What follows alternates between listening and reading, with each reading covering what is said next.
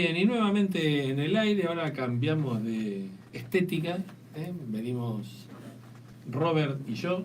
Así es, cambiamos estética de esfera, digamos. Claro, y nos vamos para otro lado, Claro. nos vamos a la cuestión más internacional, Sí. y que afecta, como diría algún general, ¿no? Ya extinto. La política es lo internacional, ¿no? Claro, La política es exacto. lo internacional. Así que claramente todo lo que está pasando allí en Rusia, Ucrania y en el mundo, porque como bien dijimos estamos en una tercera o cuarta, ya no sé qué número, pero es mundial claramente, con otras características. Pero vos vas a hacer vas a pivotear sobre la guerra y vas a tocar Sí, así es. Un análisis un poco más amplio, ¿no? Así que bueno, te escuchamos, Roberto, con tu columna, Bueno, que se trata de intitulada... Bueno, en realidad en principio vamos a dar por terminado, porque algo que nos faltó el viernes pasado, es hablar de que Rusia es el enemigo perfecto de Occidente, claro, en una suerte de guerra ideológica. Y después una muy breve referencia como para cerrar el tema. Y después vamos al tema de hoy, en realidad tiene que ver con la guerra cognitiva, así se llama. Perfecto.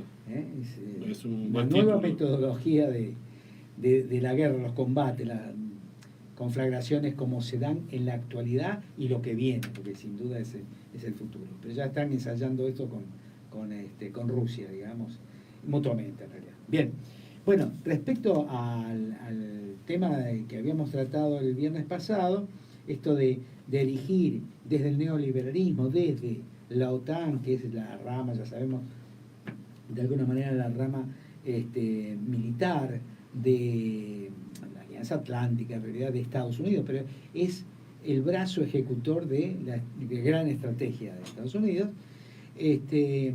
Bueno, efectivamente, por una cuestión hasta ideológica, pero además habíamos dicho que el neoliberalismo, o incluso el liberalismo en sí, como ideología, está siempre vinculado a la liberalización de algo. Entonces, digamos, ¿qué se lo pone en esta, digamos, en esta mirada binaria que todos tenemos porque se nos facilita la comprensión de las cosas, ¿no es cierto? Entonces, cuando hablamos de liberalismo, ¿qué nos surge? Y ellos además hacen todo como para justificarse en ese sentido. ¿Qué tenemos enfrente? El totalitarismo. Es decir, no la sociedad abierta, sino la sociedad cerrada, lo colectivo, digamos, lo estadual, en fin, lo que está controlado. Esto en términos, digamos, retóricos, por supuesto. Sabemos que a veces con el neoliberalismo disperso por el mundo, con un sistema de dominación, hay más control social que en algunos socialismos, pero bueno, a nivel discursivo es así. Bueno, entonces, pues, decíamos, en los últimos 30 años, efectivamente, 40 en realidad, pero los 30 últimos tuvieron una aceleración, me refiero a la difusión del neoliberalismo en el mundo. Básicamente, ¿por qué? Justamente hablando de Rusia. Porque cayó la Unión Soviética, se desmembró, implosionó, etcétera, etcétera. Bueno, de modo que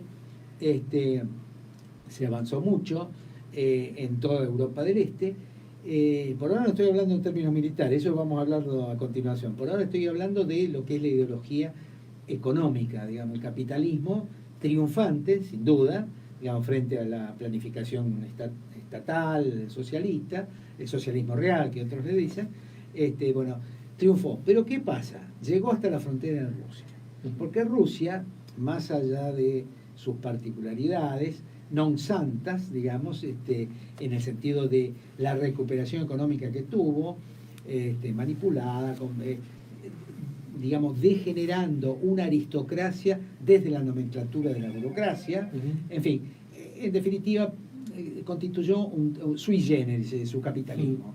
Pero es, dado los recursos que tiene, no nos olvidemos que Rusia, digamos, es el país del mundo que más recursos tiene, sencillamente porque tiene una extensión que es el país más grande del mundo, es varias veces Estados Unidos, sí, claro, es varias veces China, etcétera, etcétera. Entonces tiene recursos de todo tipo, es absolutamente autosuficiente. Y perdón, y que con la cuestión climática, que se están derritiendo los polos, se le están abriendo posibilidades. Exacto. Por el lado de arriba, de Siberia, por allá. Exactamente. Que no tenía claro, exactamente. Bueno, entonces, ¿qué pasa? Entonces son las características precisamente que Occidente, mira, le hace Estados Unidos, básicamente, que es la contraparte, porque Europa, habíamos dicho, que está en una situación un poco difícil. Vos mismo habías hablado del tema de Alemania, que está ahí en un delicado equilibrio, justamente a partir de lo que hablamos el viernes pasado. Fíjate que esta semana el canciller alemán sale a decir, bueno, nosotros vamos a moderar porque necesitamos, pero naturalmente, y el 40% de toda Europa, porque a partir de Alemania después se redistribuye. Porque en realidad una cosa es cuando uno se hace el grande y digo, bueno, no te compro más. Y otra cosa es cuando el otro dice, bueno, yo no te vendo más. Es otra cosa. El otro le cierra la canilla y se complicó. Digamos esto, que justamente por eso las visitas, esta misma semana, a Pakistán y otro país, ahora no recuerdo, de extremo de Asia, por parte de los rusos, es decir, dice, ahora, tienen demanda de otro lado. Entonces pueden cambiar. Y eso lo dejaría más que vulnerable a Europa. Exactamente. Bueno. Entonces, ¿qué pasa? Eligieron en Rusia, porque a Rusia no le pudieron doblegar, no pudieron imponerle esos valores que hablábamos la semana pasada. En definitiva, ahí tenemos una guerra ideológica que después ahora devino, lamentablemente, por otras motivaciones geopolíticas, de poder, en una guerra concreta, ¿no? Que esperemos que se mantenga en una guerra convencional. Yo creo que hasta ahora hay cierta prudencia de parte de Occidente, porque vos fíjate que incluso la propuesta de los polacos ya será desestimada. No, porque estamos en un polvorín, digamos. Lo que pasa es que aparte, hasta donde yo no soy un especialista militar, pero por lo que veía inclusive, tienen esta cuestión nuclear, están más avanzadas los rusos y los chinos, están más avanzados que los propios yanquis. Sí, especialmente los rusos, los chinos todavía no están. Por eso, pero bueno, o sea, si le mandan el cuetazo, ellos tienen posibilidad, lo contestan antes. Sí. Así que por eso no quieren tampoco instalar. No. Bueno, por supuesto que a ver, estamos haciendo un poco jocoso esto, pero en realidad la idea de ninguna manera nosotros avalamos la muerte de nadie, hay que condenar la guerra en general. Lo que tratamos de hacer cuando hacemos estos análisis es comprender por qué suceden. Exactamente. O sea, no es que uno lo avale la guerra y la muerte, ¿no? No, correcto. Bueno, y cerrando entonces, fíjense que todo lo que lo estamos pudiendo ver a través de los medios occidentales, incluso la censura que recibió Rusia, censura a todo nivel, no solo comunicacional, sino que incluso están coartando la posibilidad a los atletas, a los artistas de participar, en fin, todas sus expresiones artísticas, olímpicas, además, están viendo restringidas por justamente medidas que son del todo arbitrarias, por la iniciativa militar que tuvo Rusia, cuando vemos que desde Occidente, la OTAN concretamente, que intervino ya en varias masacres, nunca ha tenido ninguna sanción. Bueno, de eso se trataba. Bien, pasamos al nuevo tema, si no, no vamos a tener tiempo. Si no, no le va a dar el tiempo. No, correcto. ¿A qué le llaman? Bueno, la guerra cognitiva de conocimiento.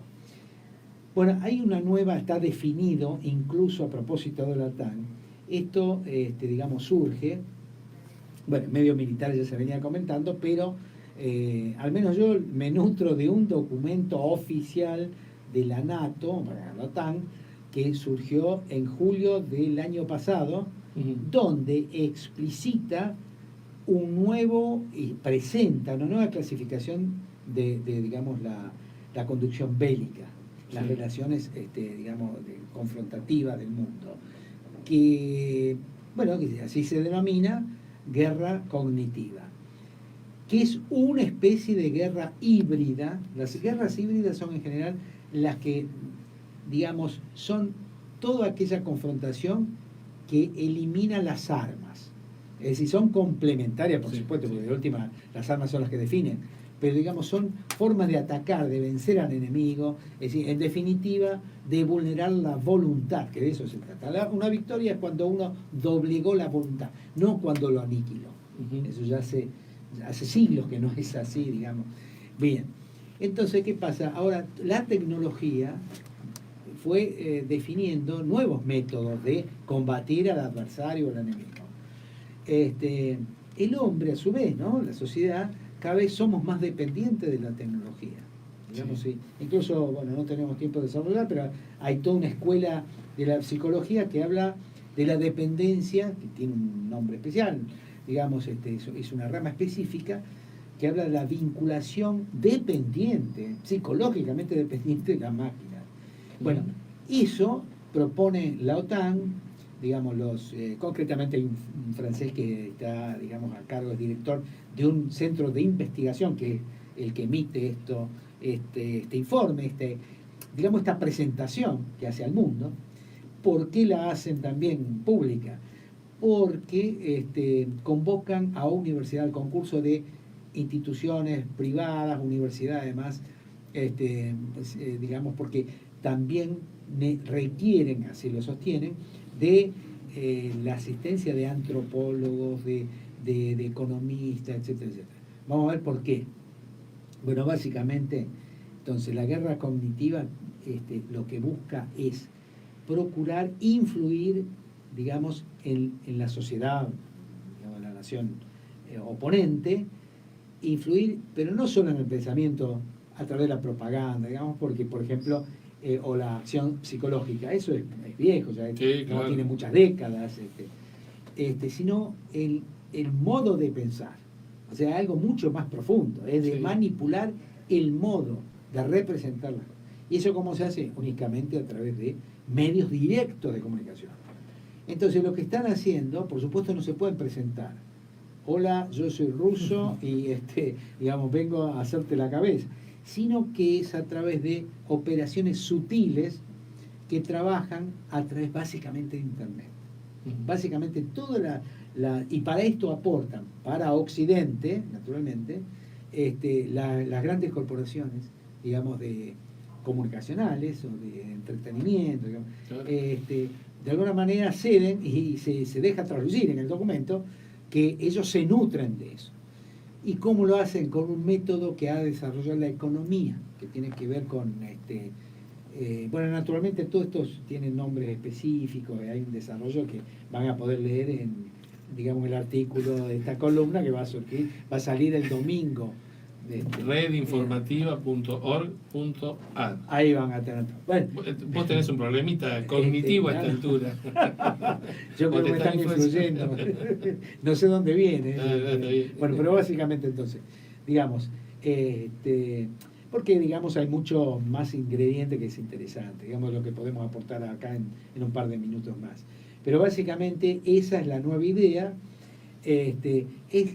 En realidad es el resumen de todas las guerras híbridas, es decir, es propaganda, es, digamos, acción psicológica, es daño al civil también, por el método que sea, es todo eso, pero es operar directamente en las mentes, la forma de aproximarse a las problemáticas que tienen. Por eso también tienen quinta columnas. Claro. Hay que tener cuidado con eso, digamos, porque hay gente íncita dentro de las sociedades que van a ser atacadas, que, digamos, la mayoría de los casos inocentemente, porque son nutridas con informaciones, con filosofías falsas, etcétera, etcétera. Y en otros casos son agentes dobles, digamos, ¿no? Claro. Entonces, es toda una parafernalia que desarrollan aprovechando esta hiperconectividad que tenemos las sociedades modernas, para a través justamente de esa conectividad insuflar algunas cuestiones ideológicas, desmoralizarlos, cambiar, digamos, el razonamiento habitual, romper con algunas costumbres, romper con las tradiciones. En definitiva, por supuesto que eso perjudica la cohesión social. Incluso hasta hablan de estimular, digamos, la disociación entre clases sociales. Es decir, o sea, lo que buscan es que se desordene o sea, que se genere el caos, digamos, en el adversario, ¿no? Y bueno, luego, la guerra de los colores, las guerras esas, bueno, exactamente. Tiene que ver con eso. Exactamente, ¿no? tiene que ver con eso. Por eso, todo esto son avances, no es nuevo. Lo que es nuevo es la estrategia. Cada vez se perfecciona más la técnica, la metodología. Pero bueno, y ahora con estas técnicas, digamos, lo que han logrado es generar todo un sistema tecnológico justamente que va en ese sentido. Y lo último que quiero comentarles es que es ida y vuelta. ¿Por qué? Porque, digamos, a la vez que han desarrollado todas estas armas, que por supuesto le llaman neuroarmas, sí. Digamos, ¿no? Están generando una nueva doctrina para el uso de la propia tropa. ¿Por qué? Porque así como se perciben a través de estos, digamos, de estos controladores, de esta generación de tanta data, que a través de la inteligencia artificial pueden mejorar el proceso decisorio. O sea, lo mismo que sirve para confundir al enemigo, sirve para esclarecer, claro, esclarecerse a sí mismo. Porque, digamos, empieza la presentación de la doctrina diciendo que en la modernidad hay una saturación de información, incluso en el campo de batalla. Es decir, son tantos los elementos que tienen la oficialidad, digamos, el Estado Mayor, para procesar que, digamos, a veces sobrevienen, digamos, errores fatales, digamos, bueno, naturalmente errores de decisión impropia. Entonces, lo que hacen estos sistemas que digamos, así como inyectados para afuera, generan para confundir, desanimar decisiones, hacia adentro también la misma tecnología, revertida por supuesto, con otra programación, sirve para despejar dudas, para... Sí, claro, por supuesto, porque el ser humano actúa en función digamos, del contexto, del entorno en el que se mueve, en el que se vive y en el cual recibe información. Nosotros tomamos decisiones en función de la información que recibimos, sea a través de medios de comunicación o de la vida misma. Sí, o sea, la experiencia. La experiencia, lo que fuere. Entonces, en función de eso, no es que sos libre pensador, sino que la realidad te va llevando, te va condicionando. Sí. Y no es lo mismo nacer en Argentina que en Rusia. O sea, el ser humano tiene que ver con su realidad. Y en este caso, si a partir de los medios o de la tecnología, como bien estás planteando vos, te marca, digamos, dicen, es por acá, digamos, este es el callejón en el cual te tenés que mover, en el cual tenés que pensar, evidentemente no tenés posibilidades de ver otra calle. Digamos, no, correcto. Incluso, ya cerrando, una de las armas, para que se entienda bien cómo opera esto, digamos, cuando se prodiga información a través de agencias oficiales u oficiales que trabajan en consonancia con los estados mayores de la NATO, lo que sea, o el Pentágono, por ejemplo, se genera fake news, ¿no es cierto?, que pueden poner el ánimo adverso hacia los propios gobiernos, por ejemplo. Entonces, están trabajando en temáticas que son, digamos, susceptibles de irritar a la gente. Claro. Y, digamos, por supuesto, con la misma falsedad, digamos, apuntar a que el gobierno está haciendo una cosa o deja de hacer demás. Con todo esto dificulta efectivamente, cuando un pueblo está dudoso, dificulta la toma de decisiones también del gobierno. Por supuesto. Lo mismo que hacen en el campo de batalla, lo hacen en el seno de las sociedades que, digamos, ponen las armas al servicio. Perfecto, muy bien. Mira, hoy justamente pensaba, ¿no? Porque, a ver, nosotros cada día, aquí en Argentina, hoy por lo menos, se nos hace muy difícil recibir información de lo que está pasando en Ucrania. Es parte de eso. Por el lado ruso, digamos, ¿no? Sí. O sea, lo que nos llega es del lado ucraniano, o por supuesto mediatizado todo por los Estados Unidos, la OTAN, como estaba bien planteando. Entonces, hoy, por ejemplo, no podés acceder por YouTube a RT, digamos, que es el canal. La han censurado. O sea, entonces, ¿cómo vos podés saber qué está pasando? Porque si tenés una sola campana, no sabés qué está pasando, más allá de por qué y todos los análisis que hemos hecho. La realidad es que yo no sé qué está seriamente mal y que piensan los rusos o parte, o el gobierno ruso inclusive, digamos, por qué está haciendo lo que hace. Bueno, no tengo acceso a esa información. Y estamos hablando de gente como nosotros que está informada y nos gusta este tema. Sí, sí, sí. La gente común, que en realidad recibe esto, digamos, porque está como tema, porque se toca en los medios de comunicación, pero esos medios de comunicación precisamente trabajan en función de bajar esa línea, ¿no? Sí, entonces, absolutamente. Esto es muy notorio lo que está pasando. Claro, es realmente difícil poder tener una capacidad de discernimiento mayor porque no tenés información para decidir, por lo menos, o por lo menos entender, interpretar qué está pasando, ¿no? Entonces, tenés dos posibilidades. O te sobrecargas de información, como decías vos, de un solo lado, o tratás de abstraerte y en función de eso tratar de comprender los procesos. Pero bueno, no es fácil. Un minuto. Para redondear. Bueno, digamos, en parte es lo que vos decís, Waldo. Yo iba a terminar diciendo que lo que está pasando nos está demostrando parte en realidad de este juego que ya lo pusieron en la práctica, digamos, ¿no? Claro. A veces es más fácil cegar, digamos, o anular toda comunicación como están haciendo. Es la primera vez que, ojo, el mundo occidental, digamos, cercena la comunicación de un país, por más que sea beligerante, pero es la primera vez que lo hacen, lo hacen oficialmente, ¿no? Como sanción, es decir, claro, encubierto bajo cierta sanción. Sí.